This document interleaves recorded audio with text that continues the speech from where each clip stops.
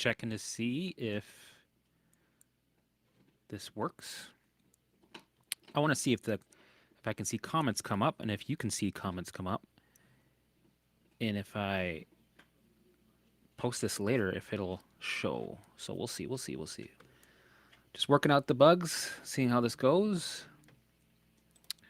Yes, okay, so I just put chat there. Alrighty. No one, there's no views yet.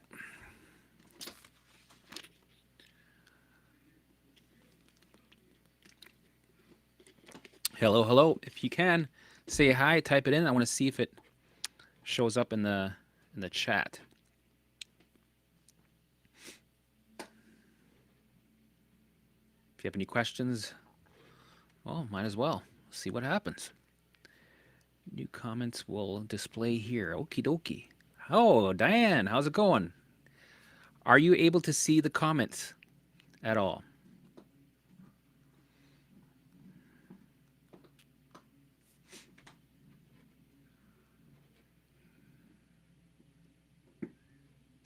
Let's see. Diane, hi, helmet. Oh, nice. So it shows up. If I click on that, yes, I can. Yes, this is what I like. Are you able to hear me at all? I'm assuming yes. Is it lagging or delayed or anything like that?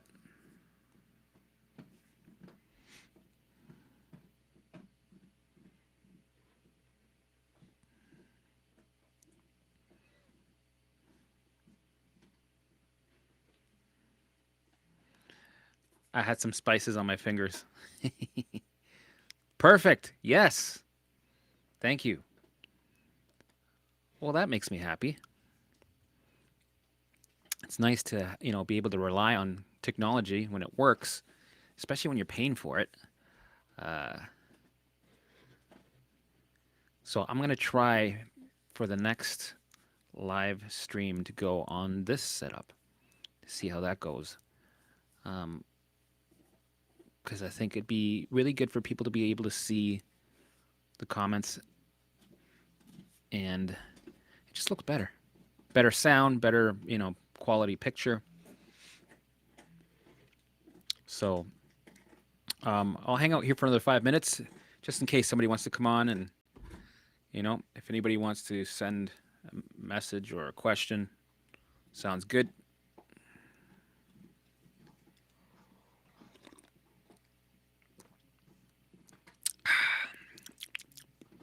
Oh, you can really hear that. Wow.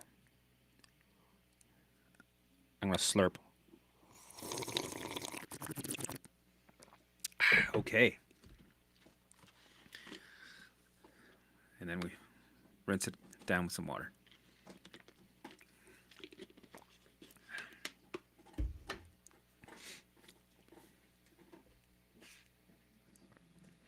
Yeah, the last couple of streams have been really, really great. I'm loving doing this. It's fun. But it's always best to create an event so that people, can show up, and then this way I get the messages going and the questions. Alrighty. Paulette Hackbarth, how's it going? What's good? Let me know what's up. Anything on your mind? Anything you want to talk about? My goal is to talk about what people are dealing with, people that haven't been recovered, and people who have recovered, but also people who haven't, what programs they've used, what symptoms they're feeling. So I should almost have like a trigger alert for some people, because sometimes, I like to have it where we don't talk about symptoms, but sometimes I want to have it open the floor up so people can just, let it all out. Yes, morning anxiety and nausea. Yeah, my old friend.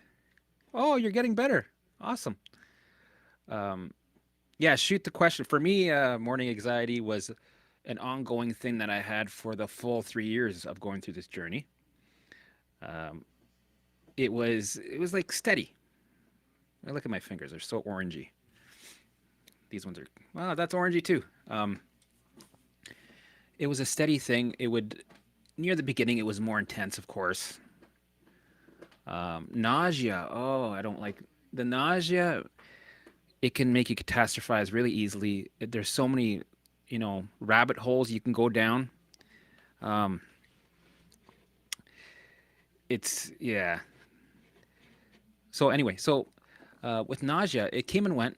It'd have the days where I'd be nauseous, and it would be half the day, the whole day, a couple of days, and I just treated it like everything else. I allowed it to be there, let it do its thing. You have to experience it. You have to fall on your face. Sometimes, you catastrophize, and I can tell you to not do it, but the first 10 times you will, especially when it goes and it comes back, and then it goes again.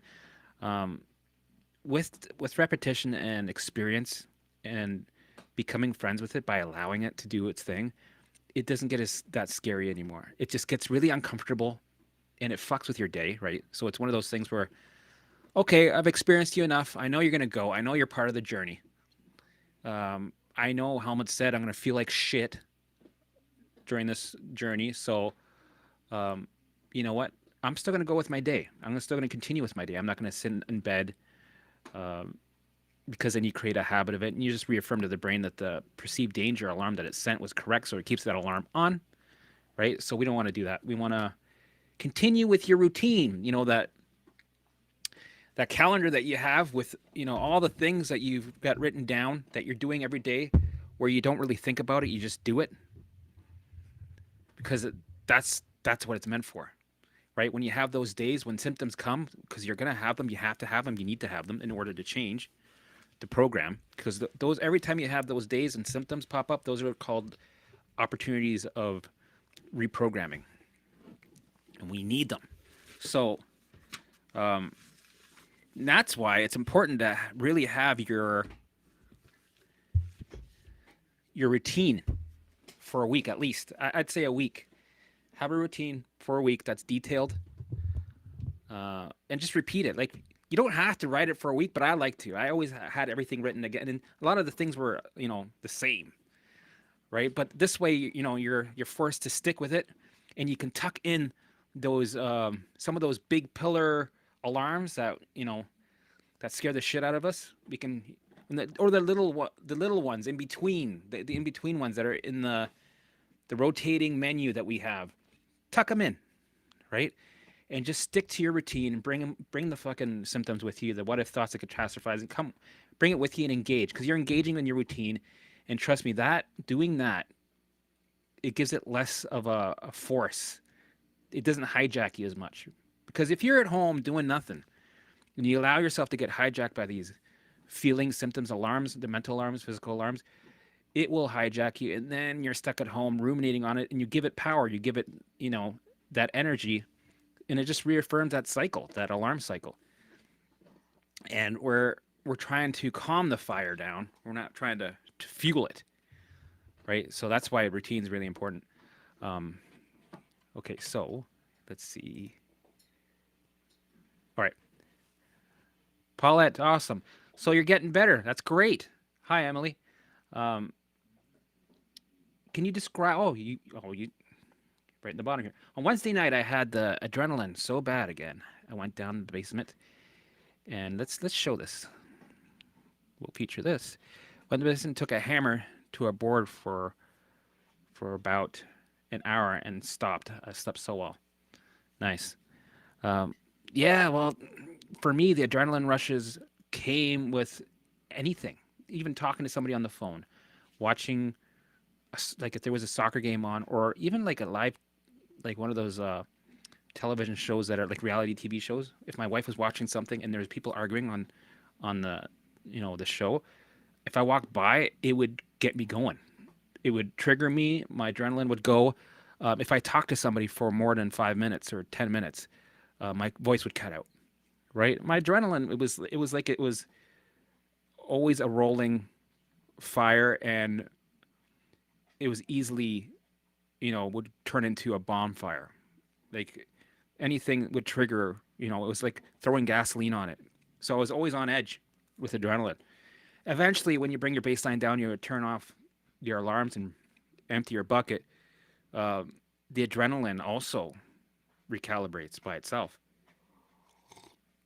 And then you start to notice, oh shit, I just talked to that guy on the phone for like an hour, or I was in conversation for an hour, and my voice is maybe a little thin. Right before it was shaky, now it's a little thin. I didn't even notice it.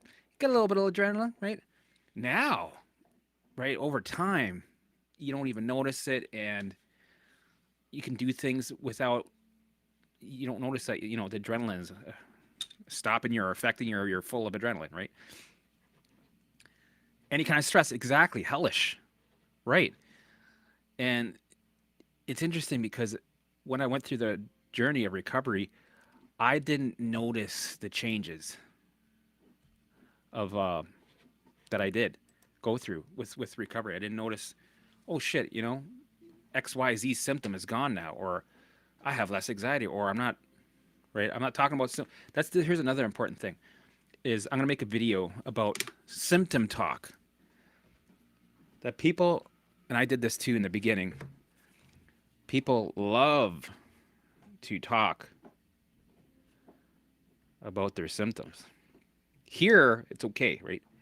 Um, I think what I'll do is for some shows I'll say try to keep the symptom talk down so that everybody can watch it, right? Because I don't want to cut out the people that get triggered. I want them to also watch this stuff, but I also want to have maybe special shows where it's just let's hear it. What do you got? What are you dealing with? What did you notice? Let's hear the patterns. Like what kind of patterns were you seeing, right, during this process, right? When you had a symptom and then you got a new symptom come up and you focus on that new symptom, did the old one kind of die down? Did you notice that pattern? I did constantly. And it's good to talk about it because when other people, watch this stuff, it'll help them to realize, oh, okay. And it also gives them the evidence. Oh, this is just perceived danger alarms. And the brain works like clockwork. And you can see how the brain behaves and it helps you on your journey. The more you know about this stuff, the more you're prepared and armed for this crazy roller coaster, right? But either way, you still got to go through the hard times in order to gain leverage and to move forward. You got to fall on your face a couple times to gain that experience, right? So, yeah. Awesome. So, I am glad that you can see all these comments. Okay, then I open that, and then the chat can go right in the side. Symptoms drift was the worst. Here, let's see. I'll put this up. I'll just keep it to the side. Maybe you know what? I'll move this. Whatever.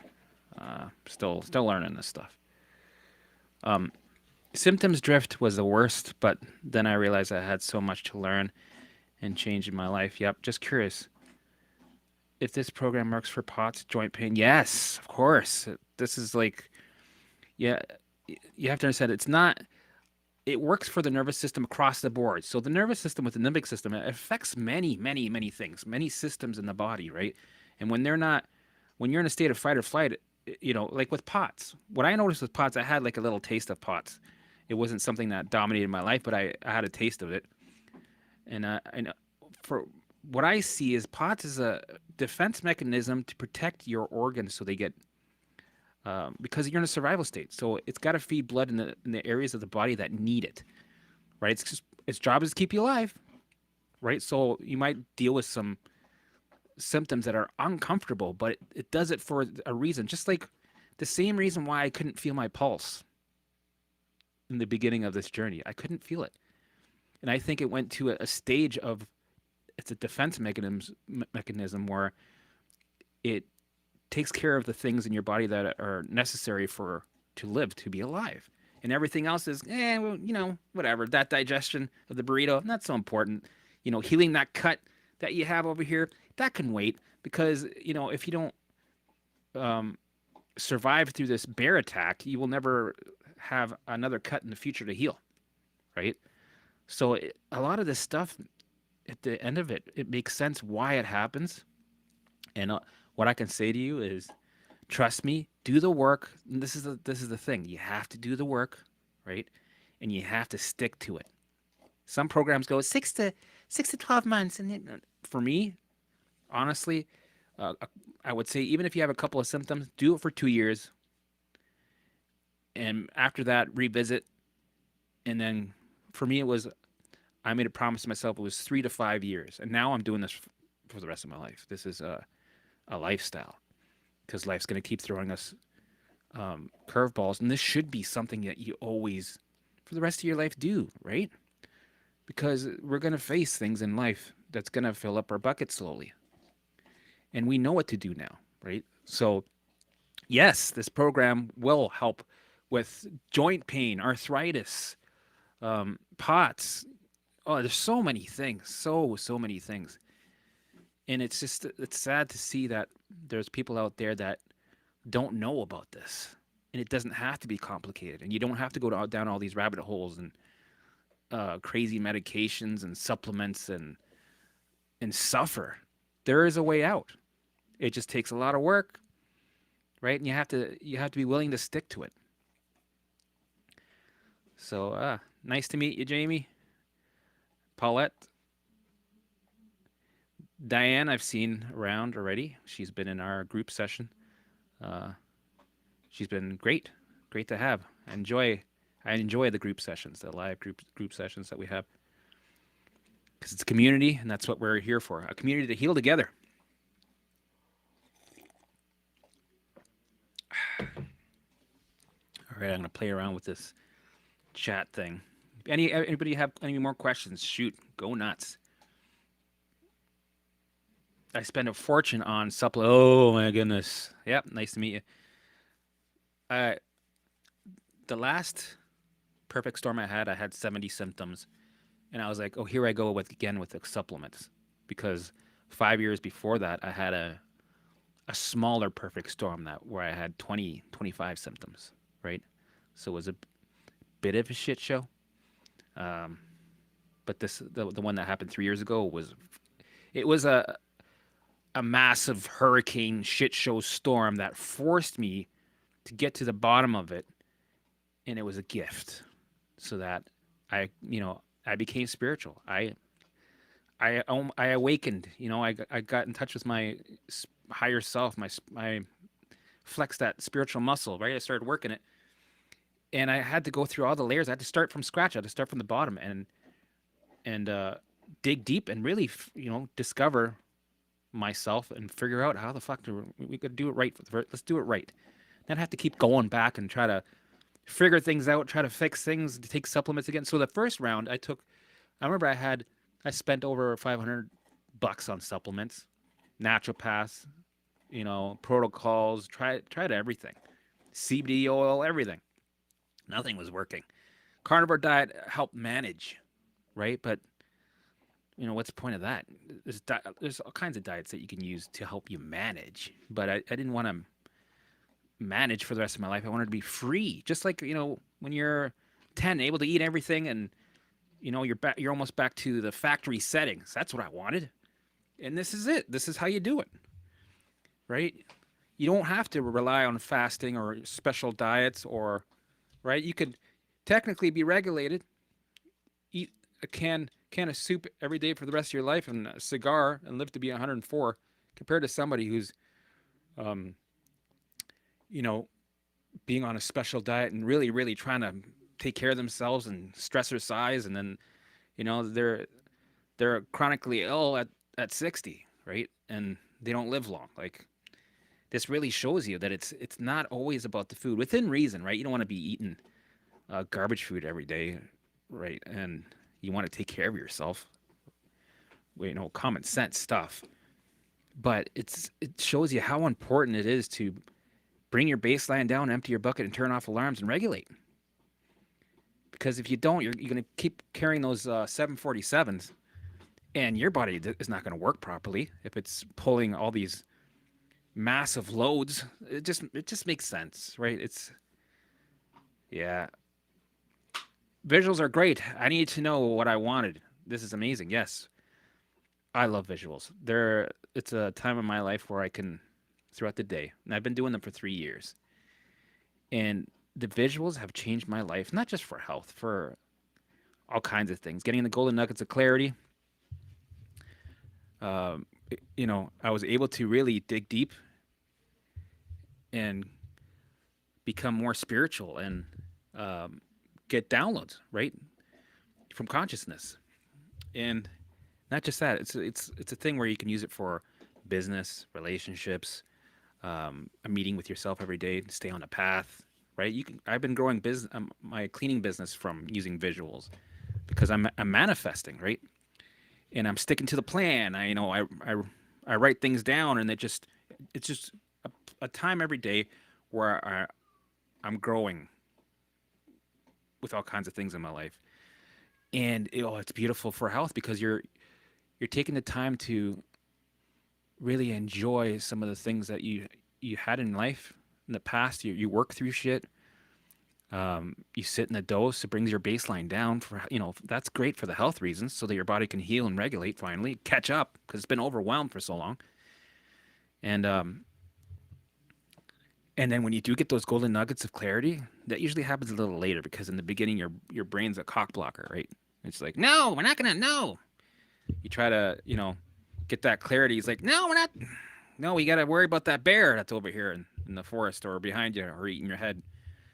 And eventually, when you start to regulate, your physical brain is able to open up. It's like a gatekeeper. It's opening up so that you can tap into your spiritual side, and then you get the golden nuggets, and that's when shit slaps you in the side of the face, and you're like, holy, like what the this is like so many times I was in my car screaming, freaking out, going, man, that was amazing, right? And it gives you clarity, and it gives, and if you're sometimes you're lost and you need some answers, ask the questions and you will receive it. For me, it came in my own voice, right? And I wasn't like, is that me talking to me? Am I making this shit up? But then after I realized it was just like a download, like a phone Wi-Fi tapping into information, like the internet, right? You want a question, you tap it in, it comes in your own voice, and then you just gotta trust your intuition and to listen to it, right? Jamie, I just threw out all of my supplements and all of my pots, elders, Dunlos drugs. None of it. Where I know Gatorade and caffeine work best, but I've also wasted loads of prolotherapy, functional doctors, and all. Oh man, the thing is with I'd be careful with the caffeine supplements because I would think that would trigger a stress response, and that could be a stressor.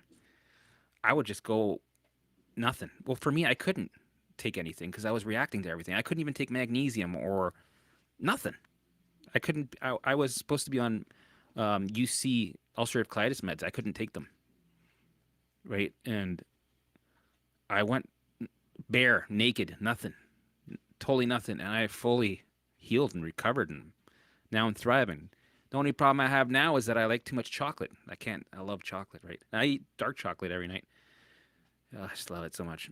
And yeah, that's the only thing I'm working on is trying to get a good routine with my food and my weight. Other than that, everything's all my sensitivities are gone.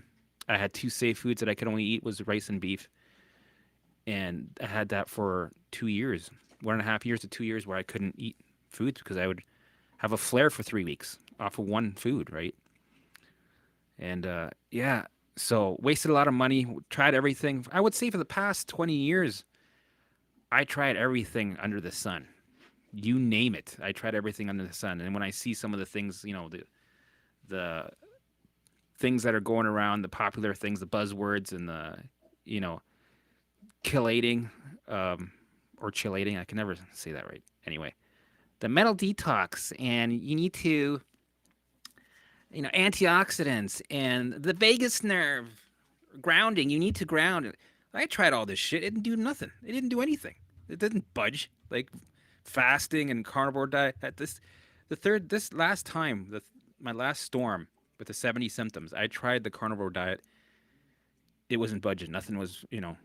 I was only able to eat meat and rice to survive and to get my, somewhat of my nutrients so I can live. But other than that, my old protocols weren't doing shit, and supplements never worked for me. I should write this also. Probiotics, they made things worse for me. It stressed my nervous system out. Right, my brain saw that as a threat, perceived danger. It's like, why is he bombing his gut with the billions of bacteria? It's like, you're out there. It's like, more is better. You need more bacteria. Probiotics, yeah. Make a video about that one. So I went naked, nothing, and it was the best thing. All I had was salt, uh, rice, and beef, water. And that was it. And eventually, I could have a couple of vegetables here and there, and then they would get kicked out. Right? Things were in and out, in and out. But eventually they stayed in. I came to a point where in my journey, I brought my baseline down far enough where I could trigger a stress response with food, right, with my sensitivities, and I would have a flare. But my flare was somewhat controlled, right? The thing is, I experienced this so much that I was used to it. I was still living my life. Um, but I decided to, okay, because usually, you have a flare, it lasts in the beginning, it lasted 3 weeks. You eat your safe foods. It took me 3 weeks for me to have, everything was back to being quiet. And then, fast forward, when I'm doing it in a controlled atmosphere, I would drag out my flares on purposely, right? Normally, I would run to my safe foods and then be back and forth, back and forth. This time, I would be like, okay, well, it looks like everything's regulating. Um, let's drag this out a bit. Let's eat that food a bit longer. Let's eat it again. Let's get into a flare on purposely and drag it out and live life. And then the more I did that, I remember I was in a flare one time for 8 months straight. And it's also in that 8 months, I also had OCD looping thoughts that were relentless, brutally relentless. It was like, oh, this is crazy for a couple months. And then 8 months of insanity exorcisms where, you're barely underwater. I say this all the time, but this is the best way to describe it. Barely underwater, and you don't know how you're going to survive in 3 seconds from now. And then that 3 seconds comes up, you're like, I don't know. Well, how am I going to survive the next 3 seconds? And it's kind of like OCD looping thoughts. It'll destroy everything in your life. And that was my flare for a constant 8 months. And then while doing the work, right? While doing the work, things got hectic and shittier, right? Things get worse. That's what's supposed to happen. The brain doesn't like change. And it's trying its best to show you other forms of alarms to get your attention to perceive danger. But you keep healing. You keep reprogramming these alarms. You keep changing the associations. You keep bringing your baseline down and turning off alarms.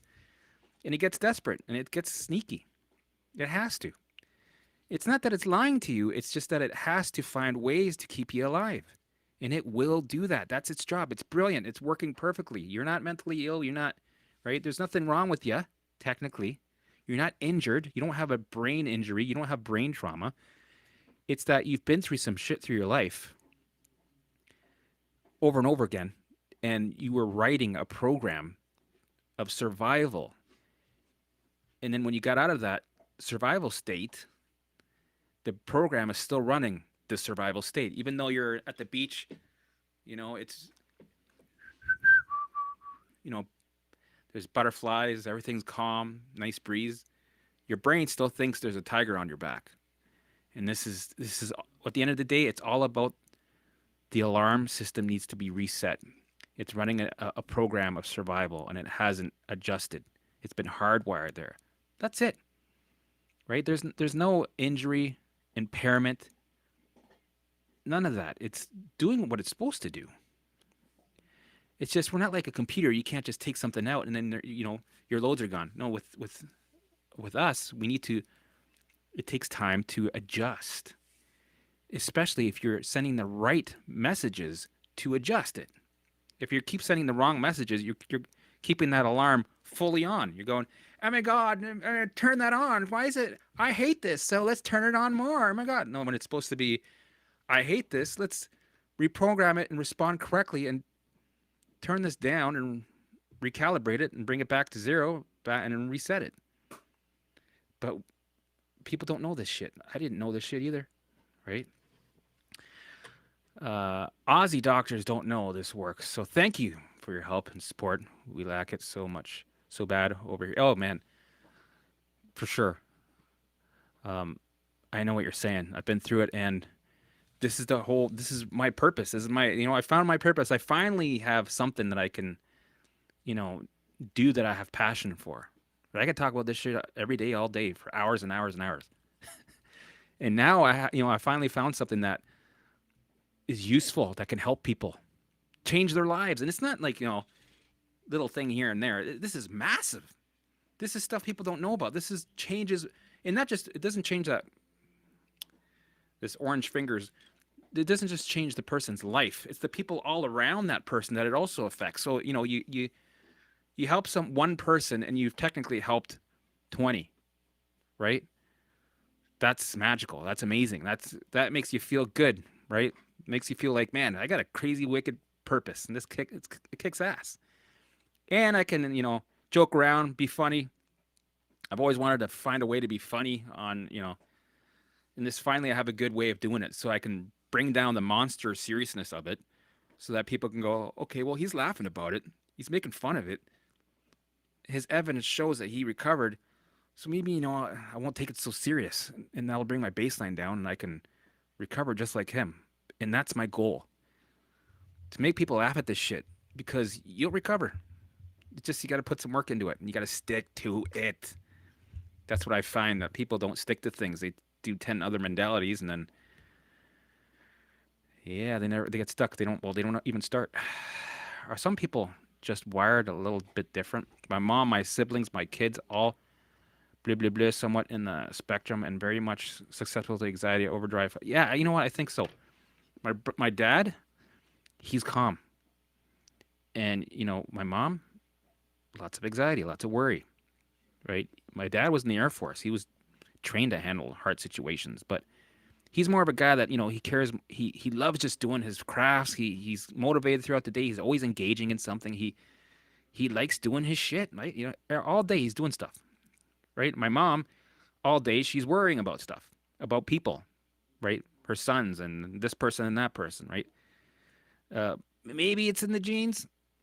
I think most of it is our programming, that we were programmed from our environment to become like this, with what life threw at us at a young age, throughout our life, and also parenting and beliefs and society. And maybe you came from a hard area in your life. You came from a place where there's hardships, and that programs you to survival states. So you worry and you continue that cycle, and you can get out of that. People can get out of that, no matter where you come from.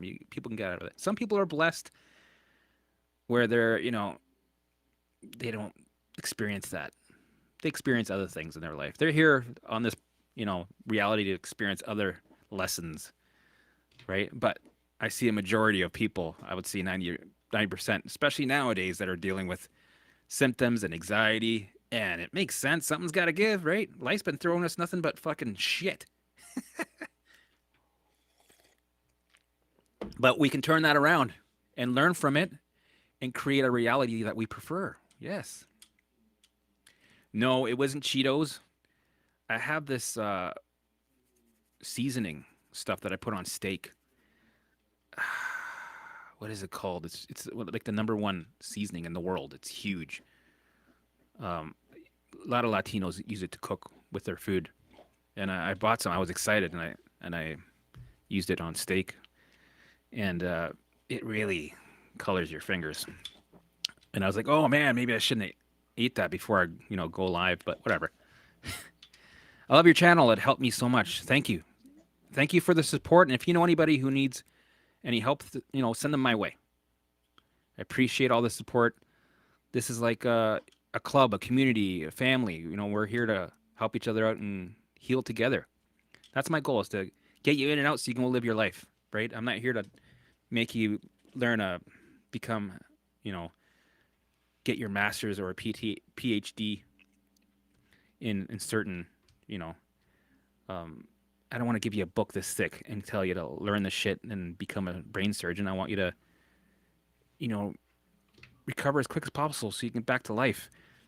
And you know, I try to give all the shortcuts, all the bullshit that I went through, but you still have to experience some things and you got to stick to it. So it's still going to be hard. But for me, I did a lot of experimentation. I got a lot of delays here and there. I tried one thing, it worked for, you know, DNRS worked for 8 months. And then after that, my OCD fucking skyrocketed. And then DNRS was no good, no bueno, because there's a lot of resistance in that program. So I had to um, pivot, make some changes. And I figured it out, right? And the way I got the guidance was from other people that went through the same thing. And I noticed a pattern in there that people get to a certain stage and then symptoms move around and then people avoid the OCD elephant in the room. And that's a major factor. The obsession compulsive about the mental alarms, right? The mental alarms are doing its job and that's the area where people are like, just redirect, right? Just no, block it, stop, Cheeto fingers, right? And that doesn't work. It makes things worse. It makes the alarm grow bigger and more magnified. And then no wonder why people 5 years later are still triggering about certain thoughts. They're hiding. They're not acknowledging the alarms. So it all makes sense. Yeah, turmeric fingers. That's what it is. I think that's what it is. There's turmeric in the seasoning. Well, it's good for inflammation, right? So here we go. um, yeah. So I'm looking for people that want to just be guests, and we'll just chit chat, shoot the shit, talk about mind body stuff. I'm looking for people that recovered, haven't recovered, are just starting the journey, going through the journey, through the middle part, near the end, all the little steps, and then I'll we'll update. We'll go, okay, well, it's been 6 months. How's Trevor doing, right? And then I also want to talk to people that are doing Primal Trust, DNRS, the Gupta program, and the Lightning process, and any other brain retraining programs that are out there, or whatever. I want to see what they're doing, and we can compare. We have a little fun. Did you always agree with the OCD thoughts, or did it depend? Most of the time, yeah, I would agree with it. Or the one thing that I learned from Michelle Kavanaugh, she didn't tell me this. She had a video about this. She said that the content of the thought is irrelevant. So I'm like, really? Because it feels like it's the most important thing in this universe right now. And so what I had to do is go, okay, it's irrelevant, but its job is to get my attention. So it's going to throw things at me that will get my attention. So it's usually my biggest horrors, my biggest things that I don't, that are the scariest to bait me in to the root of the alarm, which is in my case, fear. The fear emotion needs to be felt and acknowledged, right? So that you can process it and feel it and acknowledge that there's an alarm behind there. So I would process it, allow it to be there and go, thank you for sending me that, acknowledge it, and understand that the content of the thought is irrelevant unless it's something that's really happening to you right then and there, right? If there's a storm, a tornado, right, and your alarms are going off, those alarms are doing their job. They're doing their job because they're there to protect you and keep you alive. So you want those alarms there for that appropriate time. But what gets annoying is when you have these alarms come in the times that you don't want them, right? Because it's just a blanket alarm to keep you alive, just in case. It'll throw in alarms and ask questions later when you're running a survival program, when you're in a survival state. And it makes sense, right? Let's make sure he's alive just in case, no matter what. Let's keep him alive, because at least he's alive. We don't want to take risks because the brain does not take any risks. So just think to yourself, okay, the content of the thought is irrelevant, so we'll allow it to be there, but we got to engage, right? Bring it with you on your shoulder, because the more you do that times a million with all your thoughts, the more it allows the fire. Perfect. I got the Cheeto. Allows the fire to calm down, and when it does, it brings the baseline down, which turns off alarms and also empties your bucket. Because when you have a high baseline, this is an alarm state. Alarm states need alarms. What we want to do is bring the alarms down, and then you get less alarms, and eventually your alarm system goes back on standby. No alarms, right? So you got to think kind of the big picture, what's going on, and not get consumed by the bait and go, oh yeah, this is irrelevant. It's me fighting with it that keeps it strong and powerful. Me investigating, me analyzing, me ruminating, me trying to figure it out. Yeah, well, if I just put this over here, and then if I figure it out, this will be not a problem. This won't be a problem. Try figuring something out, making a deal with it. Right? Let's say you had evidence right there that this tornado will go away in 2 seconds. Here's the evidence, right? Here's the evidence. And let's say the tornado goes away. You're still the brain is still convinced it's right in front of you. It doesn't matter. You can say whatever you want. That's why the content of the thought is irrelevant. And that's why I would just agree with it. Because it helped tell the brain, thank you for giving me that information. And you're right. I hope this tornado comes back today and tomorrow and the next day. And so on, so that you're not resisting. So you're not fighting with it. So you're giving yourself an opportunity for the baseline to come down. And don't assume that you will get instant relief, right? For me, I actually did feel it did cut the OCD by half by allowing it, not fighting with it, and engaging. It did give me relief, but it was more of a long game that I was playing. Did you always agree with? Okay, I think I missed another. Hi, mate. Had a huge relapse this week, just trying to pull back again. Just think of it. It's relapse is not a good word. I would say setback. And you had a huge opportunity, right? Because these are the moments. These moments where you don't want to have the good weeks. The good weeks are just days that you have that give you a peek of what recovery is like. But the work is done when you feel like shit. Hold on, my dog's got a bone. Yeah, she's good. You got to try to change your mindset on the idea that having, oh my goodness, I had all these symptoms. It just had a bad week. It's been so. Those are the weeks that you want, because that's where the most of the work is done. That's how, like, if you do the methods, especially in those times, right? Especially in those times, it's going to catapult you forward times 10 compared to the normal work, right? Yeah, Dolly's got she's loving this bone. Hey.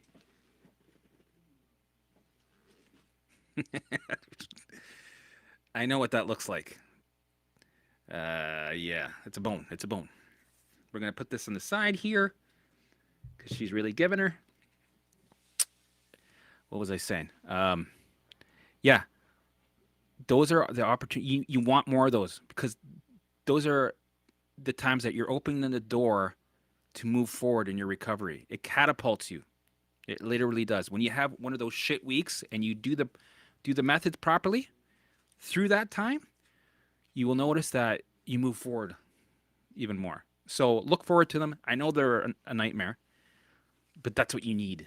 You need it. And eventually you'll understand that, oh yeah, okay, with when you've gone through this long enough by doing the methods, you're going to say, oh yeah, this okay. And you remind yourself, because I know it's hard when you're in the thick of it. It's hard to think, I'm supposed to have this happen.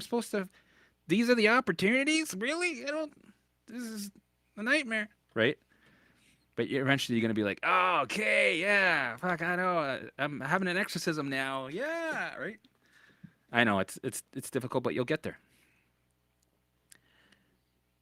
Would love to hear from others using DNRS. Yes. Oh, sounds like they all have jumped on the long COVID wagon to get. Yeah, but the thing is, long COVID is from the limbic system. It is.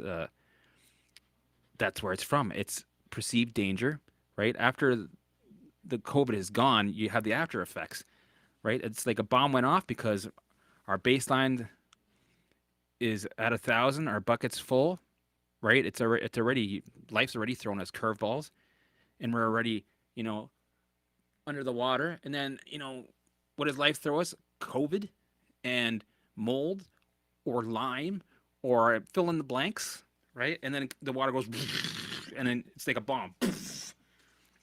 So, and then, when you're already sensitive as it is because of life, right? For me, it was bad relationships, toxic relationships, narcissistic ex, or hated my job, overworked, underpaid, hated my boss, coworkers are toxic.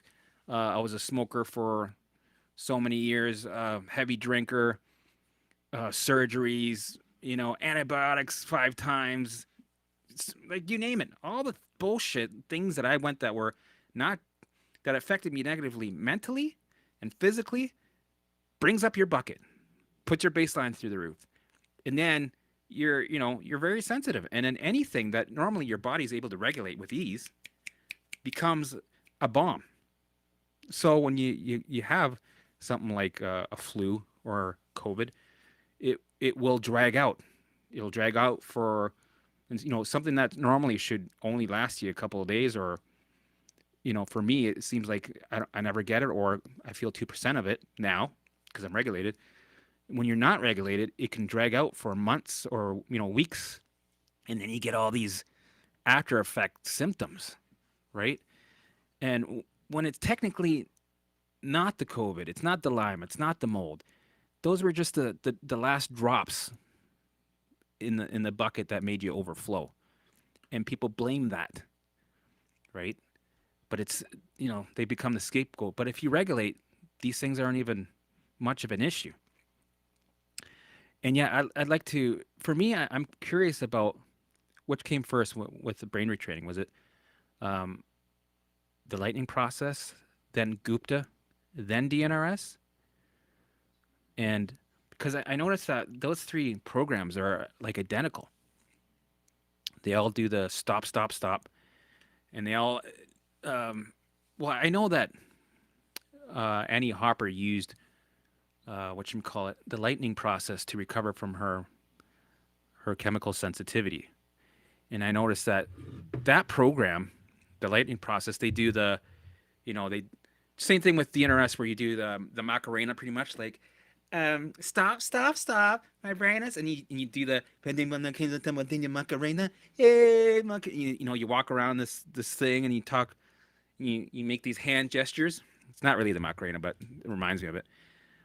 They seem to both like they're identical, and I don't know. I just find it interesting how there are a lot alike, and I don't know. So the only program you do over here is what you learn on YouTube, and you have to guide yourself. And sometimes I get it so wrong unless you see a psychologist who just fucks with your brain. Yeah, right.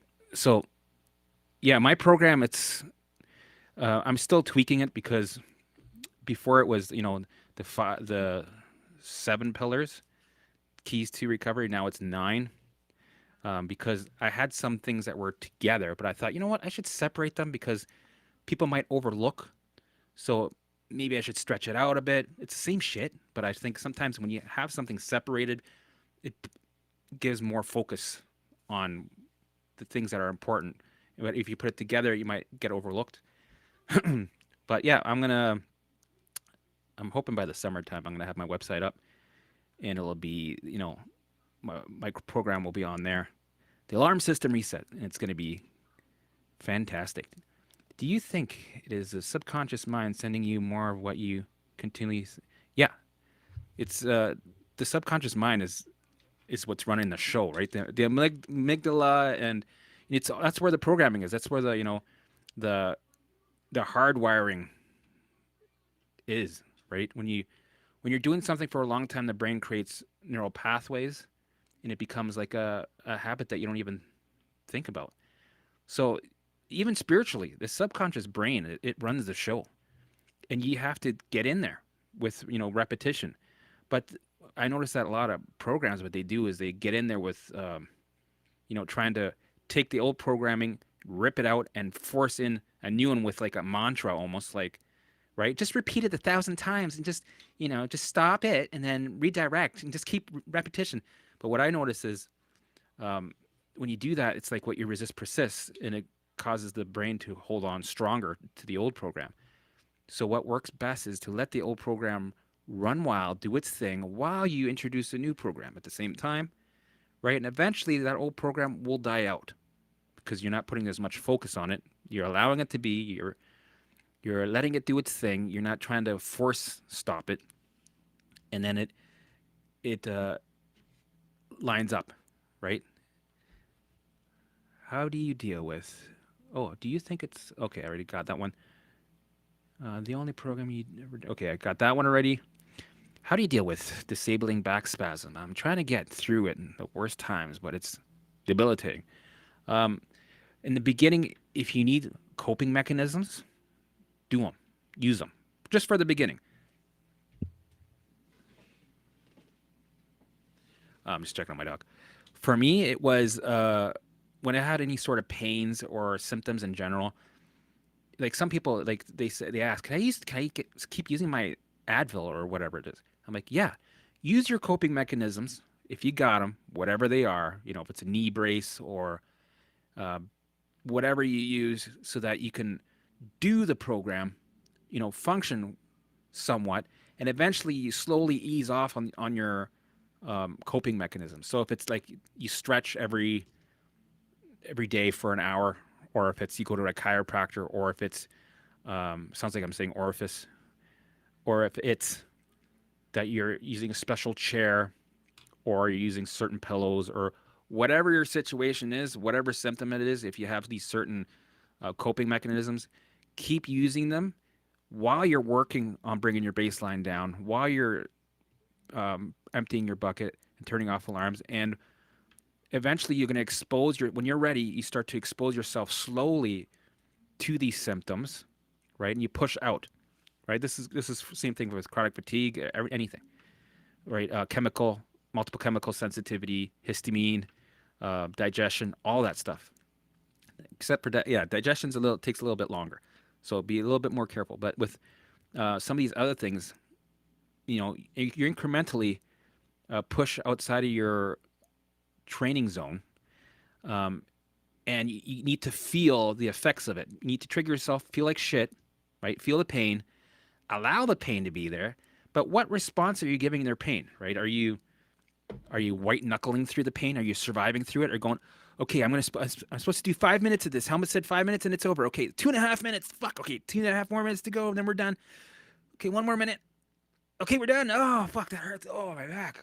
Right? You're taking your hand. You're going like this. You just white knuckled through it. You survive through it, and then you get up again. And you go back to your safe zone. Right? You're like, okay, that's enough for today. We're doing it again tomorrow. That whole thing was a big failure, and I'm sure you guys can understand why. The messages that you sent to the brain was that the perceived danger that it has is correct, and the alarm that it sent, which is pain, is correct. By you white knuckling through, surviving through, so what does it do? It keeps that alarm on. So you're going to keep having the symptom. So what you have to do is when you sit down, let's say that's your thing. You sit down in the chair, lean into the pain. You're like, yeah, right? Embrace it. Eat it up for dinner. Go, I love this pain. Fucking, I mean it. That's mine. I enjoy it. This is my. And what's the response that you're going to send? You're going to allow the pain to be there. You're not going to ruminate on it. You're not going to freak out about it. You're going to let the pain be there, and you're going to sit in the fear of the pain, because your brain's going, what if you're going to have blah, blah, blah, blah? What if you're going to have surgery? You're going to make this worse. Whole helmet, your slip disc, slip, blip, blip, blip, right? Bulging, blah, blah, blah, blah, blah, right? Your brain's going to go like this. When that happens, this is where you start to agree with it.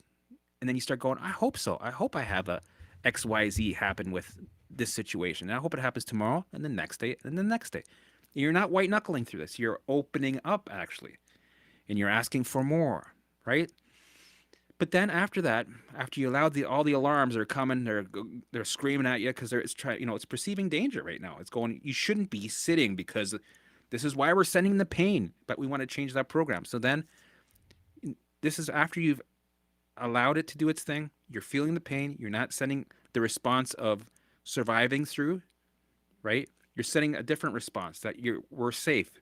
You send a message of safety of how you are in the danger, right? So we're in the danger right now. So I'm gonna smile. I'm not gonna catastrophize. This does not mean danger.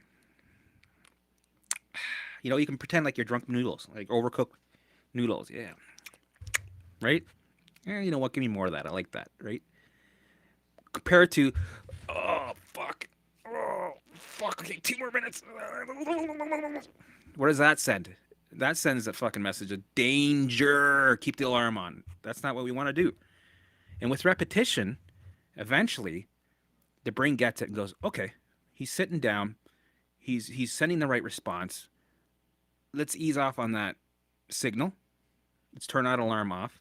And eventually, you'll be fine. And you have to be okay with the pain being there. You have to be okay with feeling like shit. You have to be uncomfortable.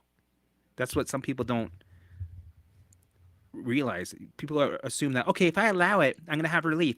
Why do I not feel relief? This is bullshit. No. You got to be like, okay, I'm allowing the pain. Right? There's pain there. Allow the pain.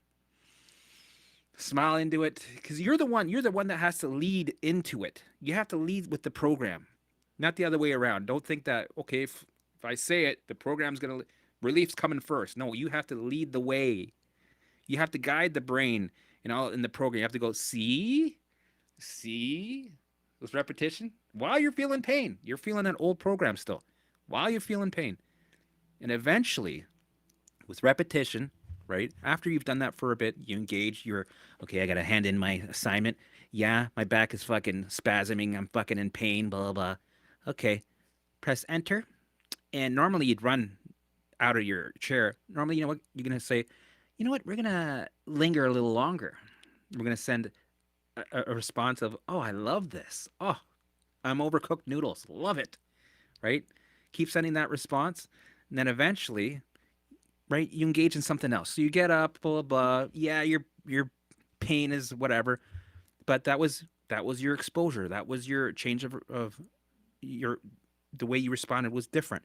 And with repetition, when you keep doing that, eventually you change the programming of the brain. And the brain goes, okay, that's not dangerous. We don't have to send that alarm anymore. It turns it off, right? And also while you're working on bringing your baseline down and emptying your bucket with the other pillars, when you do that, eventually it will not need to send so many alarms. And if you're okay, you have to also be okay with the idea of having this pain be with you. Just say, I hope I have this pain for another 5 months. And it better be there. And it better be here tomorrow and the next day. Because when we're doing this, we're taking away the resistance, the battle that you're having within. Because when you're taking away the fight, this allows the baseline to finally come down. So it sends less alarms, which translates to less pain. Because an alarm is pain, right? To get your attention to perceive danger. Anxiety is easier. Oh, man, it depends. When your pain starts to go away, watch, your anxiety is going to skyrocket, and you're going to be like, I wish I had that pain. Because for me, my physical symptoms would fuck off because I was doing the work. I'm like, yeah, I'm feeling good. Everything's, oh yeah, this is great, right? And then OCD went, and I'm like, oh, I wish I had that pain, because the pain is like, it's straightforward. You have pain, okay, that sucks, ugh, right? It's horrible. And then you have the thoughts catastrophize with, yeah, okay, but the OCD part is debilitating. That is, right? But it also depends. Like for one person, you think, oh, why is he scared of that? Try this, and that guy would be like, why is she scared of that? That's right. It all depends. Either way, it can all be recalibrated, and you can make it all go away. It's just the way you respond to it. And you have to feel like shit. You have to feel the pain. You have to feel the looping thoughts. You have to feel these things and know that just because you feel like shit does not mean it's not working. And it takes time, right? And learning the methods takes time, number one. Number two, staying on the path is huge. You have to stay on the path because people give up. They go, why am I triggered? Okay, this is stupid. I did my visuals for 10 seconds on Tuesday and nothing's happening. So, oh my God. And those are the people that get stuck and they never move forward. And they usually are the type of people that have 10 mentalities, 15 different coaches, right? And they've been doing this for 15 years. They know all the steps inside out, but they don't do them. And yeah, with this type of stuff, you have to do the work every fucking day. For me, it was 3 years. 3 years every fucking day, relentless. Like I had no choice. I had to do the work. There was no break. You can't have a break. You can't stop. For me, I couldn't stop because if I stop, what am I going to go to? I'm still gonna. I might as well do the work. I might as well do this work, right, and finish it. And now it's a lifestyle for me. Yeah, Dolly, I love Dolly. I love Lemmy, but Lemmy doesn't come downstairs. He's scared of the basement for some reason. I don't know why, but yeah, awesome. I think the lightning process was first. Yes, it was. Hey, Fiona, if you ever want to be a guest, let me know, man. That'd be fun to have some conversation. Or anybody wants to be a guest, you let me know. We'll do it up. Hi, Jill. How's it going? What's good? VRT. What's VRT again? I forget. Once I get to feel okay, I can't mentally handle what's happening to me. Then go back to and I know the ruminating's. It's like a big magnet. It's so sticky. You know, it's like an itch that you have to scratch.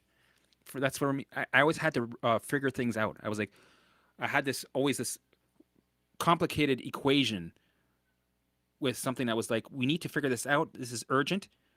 What's the answer? And I'd be like, ding, ding, ding, ding, ding, ding, ding, ding. Like, and you know, when they say, when I'm saying, don't ruminate, don't try to figure it out. It's like, let's. If I just figure this out quickly, I'll get relief. And my brain, right? No, there's no point because the more you dive into it, you're going into it's baiting you into this rabbit hole that's just not. It's endless, right? It'll never get an answer that it's satisfied with. It's because that's not the point. The point is it's supposed to get you attention to the danger, right? It doesn't care about the solution to this problem, this math equation. So what's the square root of 58.5? It's like I really want to know that, and no, it's more like it's using that to get your attention to something else, and that's danger.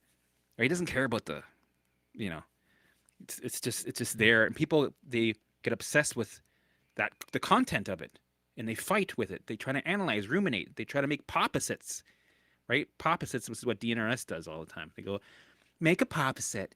Think of something that's the opposite, and use that, and then and the thing is that doesn't work because you're turning it into a big event. You're trying to figure out, okay, what's a good poposite for this? What could I, right? You're fucking, oh, what can I be a poposite? And then you gotta, because the content is irrelevant. You're putting it on a pedestal. You're giving it focus and attention, right? Just let it do its thing. Let it be there. It's irrelevant. Engage, right? Stick to your routine. Eventually, when you do that, trust that you're bringing the baseline down, and eventually it won't be so sticky. It won't be so strong, right? It'll be, hey. You'll be like, yeah, fuck off, get out of the way. I got shit to do. We got to go get some lettuce. Then we got to get some onions. Then we got to get some gas. Then we got to walk the dog. Then I got to walk. I got to do my visuals still, right? Because you're sticking to your routine. You got to do it every day, right? If you don't do it every day, there is no point, right? When people go, I did it on Tuesday for 20 minutes, and I might do it tomorrow for a little bit. It's like I'd say to the person, don't bother doing it tomorrow. Don't if you're just gonna wishy washy, you're gonna get wishy washy. You're not gonna get any. You're just gonna stay because the old program will dominate. It'll be, oh, what the fuck is this? Tuesdays for 20 minutes. Yeah, no, strong. This program is strong. They're not making any moves here to make an impact on changing this program. We're sticking to this. This old program is strong, right? It's dominant. That's how it goes. But if you want to change the program and change your life, you got to do it second by second every day. It took me 3 years, right? But it does. But you learn. This shouldn't be like, oh my god, 3 years. I don't want to. No, it shouldn't. It's not like that. This is a gift. This is an experience. You're training yourself to open up a world that with so many possibilities. You're discovering yourself, right? It's not just about healing, which is huge, right? But you're discovering all kinds of things. You're becoming spiritual. You're tapping into consciousness. All these different things are happening on different levels, and it's a massive, massive blessing. And you got to change your mindset on it, not to think of it as torture and something that's uh, more into, oh yeah, I can't, yeah, yeah, because that's what I did. Because I was like, I looked forward to my visuals every day. I couldn't wait to get my tea. All right, let's get started. All right, yeah, fucking right. Yeah. The dog was all good, right? It was start snowing. It's beautiful. Birds are chirping, right? And I would just get into it, and I would create my reality, and I'd start to heal, and it was beautiful, a beautiful journey, right? And I was doing more things while I was sick than I was throughout all my life, even in my 20s. I was doing more things with my body, physically, and my mind, and being out in nature, and being in the present moment because I wanted to, than I was throughout my whole life. It was like I was wasting my life on bullshit and toxic things and things that were just not important, right? It's like I was missing the point for so long, and then finally this jolt in my life gave me the opportunity to wake up. It's a big awakening. Vestibular rehabilitation therapy. You're yeah. So yeah, you just have to trust the process, do the work, be very disciplined. You will get evidence of it.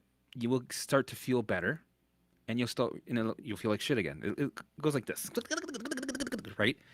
But the more you go down this path, you will see, oh, okay, I'm on the path. That's okay. If I will heal, let's say in 2 years, you're willing to keep going because there's gonna be a finish line. You're gonna get there. For me, I didn't care as long as it was finish line. I'll fucking stick to it. I was like, oh fuck, if I do it for 10 years, I don't care. That's the deal I made. I was very disciplined, and I was like, I don't care. I'm doing this. This is 1,000%. I'm doing this. Nothing's stopping me. Nobody's gonna stop me. Nobody's gonna tell me what I'm doing is stupid or wrong. Because some people in your life will do that. They'll give you their, I'm just telling you because I love you, bro. I'm just here to help you, man. I'm just right. And I know these people mean well, but they're sabotaging your recovery. And then you gotta also in the beginning you gotta create a little bit of a bubble. If it's not supporting your recovery, cut it out. Get off the Facebook groups. Get off Facebook if you have to. I was off Facebook for about 2 years. Cut out the people. Do what you got to do. You know what you got to do, right? When something comes up, ask yourself, am I going to, is this something that you know what the answer is, right? Basically, feel the fear beneath the thought and engage. Yeah, you got it. You got it. Feel it, allow it. In the beginning, it was something that it was a bit harder training because it is training because you're learning these methods and you're doing something that's going against your intuition in a way. It's counterintuitive. That's the word. It's like a paradox. It's like a hidden riddle. And now you got to learn how to do this new method by going towards the fear, and yeah, in the beginning, I had to take the time and process my thought. So this is what I did in the beginning. Whatever thought would pop up, I go, all right, even if it was a thought about a symptom, okay, all right. I go, Limby, because it's my limbic system. I go, Limby, show me the fear. Show me what you got. And I'd be walking. I'd be like, ah, fuck. Okay. Because I wasn't very good at processing while walking. I can't do 18 things at the same time. I can only. So I'd go walk to the side and pretend I was looking at a tree because I didn't want people thinking that was crazy. So I'd pull over and I'd kind of look at a tree. Oh. Like I was pretending like I was, is this a maple or is this a pine? Is this right? So anyway, I'd go to the tree and I would go, Limby, send me the fear. So I could focus, right? I needed to focus. I needed to be there. Send me the fear. Show me the fear. And the thought would come towards me. I pretend it was like a purple cloud coming towards me. I'd go, okay, bring it in. Bring it to me. I love this. Bring it to me. And it would come to my chest. And I'd sit in the fear of it. I would allow it to be there, right? And I would picture it float through me and out the back, kind of like you're letting go of a balloon. Let it float through you, and you can feel. For me, I could feel like it was this energy that was dissolving in my chest. It was like, finally, you've acknowledged me. Finally, You've allowed me to be, heard and acknowledged, and the energy would die in half. And then I'd be like, okay, now I'm gonna go engage. So then I'd keep walking, and then most of the time it would still be like, yo, but I'm not. I still want to. I still want to. So I'd be like, okay, you know what? Sit on my shoulder while we're gonna walk another 500 meters. And if you still want me to, you're bringing it with you. You're not resisting it. You're not telling, you're not telling it to fuck off or rush it out the door. You're just like, okay, over here, we'll do it again. So you pull over again and you go, all right, show me more. Give me what you got. Everything you got. Do your thing. And I would look at the tree and I'd picture it processing through, and then I'd engage again. And then sometimes within 3 seconds, I'd be like, okay, let's do it again. All right. And then sometimes I'd be like, okay, I think I got to be here for 10 minutes and just keep processing this for a bit because it's a little bit relentless right now. So I'd be like, come on, Limby, show me what you got. All right. And you can feel it right here. The energy just, ugh. You're like, all right, all right. When before it was like, right, you're like, it's a nightmare. And then now you're finally acknowledging it. It's less of a nightmare. It's like more, right? And then you engage and you just repeat that. So in the beginning, it was a lot of work because I was processing them individually. So throughout the day, you're just processing. It's work, man. It's fucking, it's like, beep. All right, let's get to work. Let's go. Okay, process. Right. And then eventually I got better at allowing and engaging. It's like, when you're scrolling on your cell phone through the feeds of Facebook, you're like, oh, I don't like that. Scroll down. Oh, I don't like that. That took what? 2 seconds, right? So I went from like 10 minutes of processing a thought or a feeling constantly to 3 minutes to 3 to 5 seconds, right? And eventually it's 1 second. All right. Thank you. All right. And sometimes a little bit longer. Okay, this one needs a 5 seconder. Okay, right. And that's how you do it with your thoughts. And eventually you get better and better at it because you're processing them. In the beginning, all these thoughts get in line. They're like, me next, I'm next. Because for the longest time, these thoughts have been blocked, right? Got a lot of, no, redirect, stop, stop, stop. And then in the beginning, it's like a bottleneck all of a sudden, right? Um, all of a sudden, all these thoughts want to come line up and they're like, I'm next. No, I'm next. Me. Right? So it's work. This is what I mean. It's a lot of work, but this is what you got to do, right? And then eventually, throughout the day, you get into a rhythm of, okay, allow and engage. Ah, cool. Engage. Oh, thank you. Then give me more. As long as you're not resisting, and eventually you'll get to that point where you're moving along quicker and quicker and quicker. And then you got the big ones where you got the phobias and it's rocking your world for a couple of days. And those ones you take more time to really feel the feelings, sit in the fear, and then you make sure you engage. Engaging is so huge. People sometimes forget to engage. They just allow the thoughts to be there, which is great, but they don't engage. They get wrapped up in the thoughts again by allowing. They're allowing all. They're like, I'm allowing, but it turns into a project, and it's just okay. Now the cycle starts again, right? You have to finish it with an engage. That's massive. You have to redirect to a new something that you're more wanting to do. So, I'd rather cut the grass right now. You can come with me. I already acknowledged you. I'm not resisting you, but we have to. But don't engage back into health stuff. Don't be like, okay, so now we're going to engage. We're going to Google brain retraining, what it means to, right? Engage into something else that's totally different from, the symptom, thought, or feeling that you don't like. And make it a quality engagement. For me, it's walking with the dogs, or at that time, walking with the dog. Just going for my own walks because the dog was a senior dog, so I had to do my own walking. And listening to Audible books. Audibles, man, I listen to so many Audible books. And man, it's great. All the stuff that you can, get into throughout the day. And then, walking, visuals, take time throughout the day, right? And you're elevating throughout the day. So you got to find time. You got your routine that you're sticking to. So, right, you're able to do all of this stuff. You have so much variety, but Make sure you have a variety of things of good quality engagements to do, because if you don't, if you stay at home and do nothing, the brain will hijack you and do its job. That's what it's supposed to do. Okay, let's see here. Thanks, Helmut. Discipline, definitely. Yes. Thanks, Diane. Fiona said. Oh, I guess you guys can read all this shit. Yeah. Basically feel exactly. Thanks, Diane. Thanks, Helmut. Discipline, definitely. Let's see. What do we do when there's shitloads of resistance when we're elevating? Playtime, visuals. In the beginning, that'll happen. So give it time, because you're just starting. The brain does not like change, and it's gonna send you more anxiety. It's gonna send you more. You're gonna actually, for me, I actually felt pressure in my head. That's what kind of pressure in my head and pressure in through my body too. Like the right side of my body, it felt weaker. Fucking weird sensations. So I had crazy sensations and resistance.